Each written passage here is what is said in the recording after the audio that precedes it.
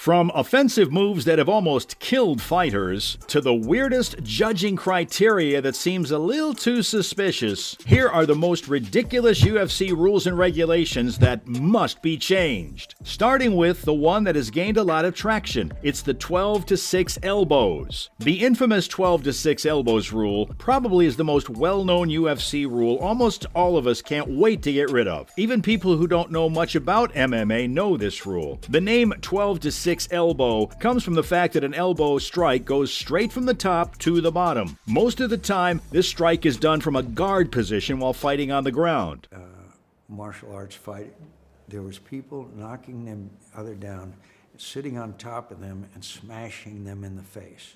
There was no A lot of the time, these land by accident when fighters aren't even trying. I mean, it's hard to think about your strategy when you're in the middle of a crazy fight. I'm not saying the 12-6 elbows can't hurt or cause long-term injuries, but just saying there are a lot of other strikes that can do even more damage and hurts even more long-term. I don't even need to talk about crazy head kicks or flying knees, because there are so many more dangerous elbow strikes that could be used as a replacement. Apart from the main fight, though, there are some rules that exist pre-match which definitely need to be revised, like the format for weighing in. The biggest problem in modern MMA might be that UFC fighters lose a lot of weight and don't make it on the scale at weigh-ins. Just because of this problem, many fighters have pulled out of fights literally the day before, even title fights. And no matter what the commissions try to do, fighters still miss weight at every UFC event. I mean, this has become such a problem that both the UFC and fans are upset about it. MMA fighters lose a lot of weight so they can fight in a weight class that is smaller than their natural size. In the week before a fight, they follow a strict diet and drink less water to lose up to 30 pounds. Then they weigh in about 24 hours before the event, giving them time to rehydrate and put on weight. The problem is that this is much easier to say than to do, because losing this much weight is hard and dangerous. It's in some ways a science, and if you do it on your own without help, you could get sick or even die. I mean, everyone knows rules make games like these fair for everyone, but I've seen many top UFC fighters miss the scale and end up in the hospital over the years. Speaking of being sent to the hospital, there's a move that sounds painful whenever someone even mentions it.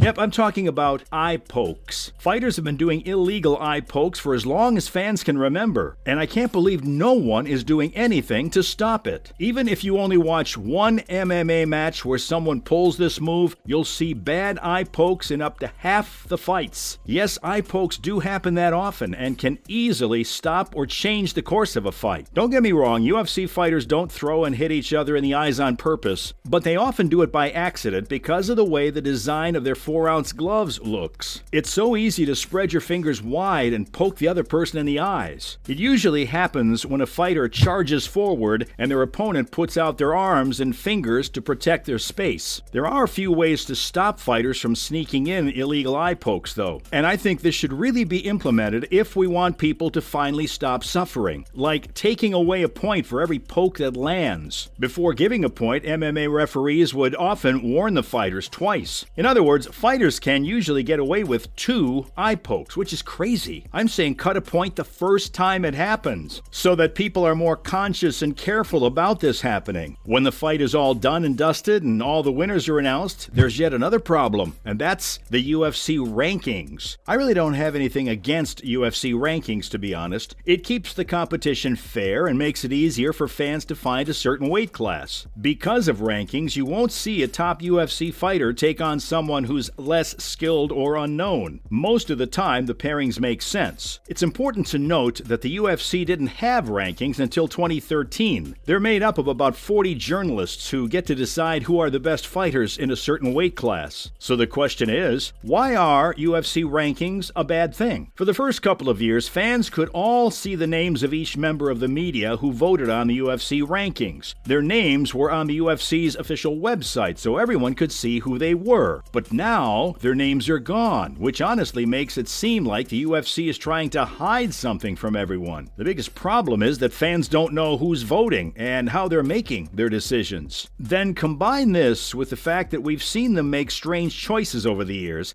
Just like every other fight, though. I mean, both these guys are getting hit. Less than 2 minutes here to go, round one.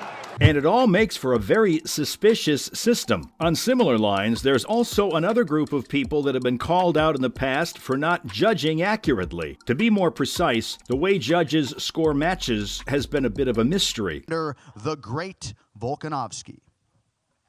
154.5. Since 2001, when the unified rules of MMA were made, UFC judges have been using a scoring system from boxing with 10 points. Even though MMA and boxing are very different, it wasn't a bad idea to start with a 10-point scoring system. But as the number of fights has grown over the years, so have the problems with the scoring system. During the mid-1990s, only 11.8% of UFC fights ended in a draw. When you compare that to the 48.5% in 2018, you can see what I mean. In there, just like every other fight, though. I mean, both these guys are getting hit.